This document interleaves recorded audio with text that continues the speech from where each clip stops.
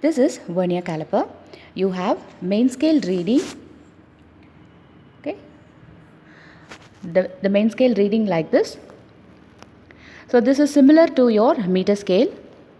One division in the vernier is 1 mm, and this is the vernier scale reading.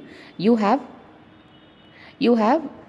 see 1 2 3 divisions like this, but actually this is just divisions, it has no units.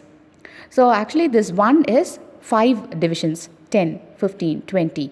Like this you have 10. So 10 into 5, 50 divisions in the vernier caliper.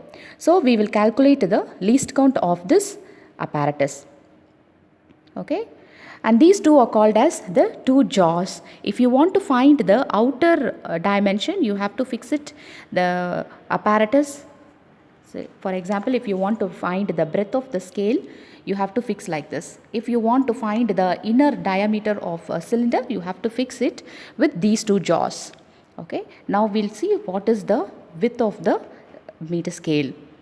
So you have to fix it, fix the apparatus within the two jaws and find the main scale reading. Main scale reading is 20, 21, 22, 23, 24, 25. It is lying between 25 and 26. So your minimum division is 25 mm.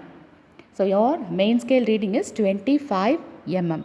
And find the coincidence. Out of 50 divisions, you have to find which division is exactly coinciding with the main scale. So using the lens, you can find the vernier coincidence.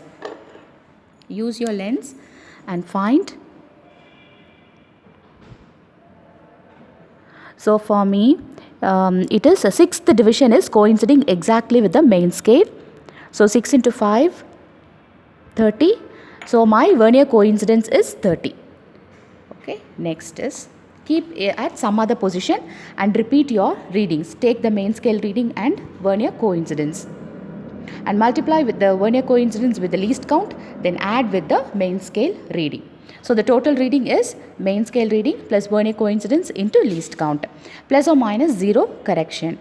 0 correction, see here, for our vernier caliper there is no error. 0 of the vernier coincides with the 0 of the main scale. So no error in our apparatus.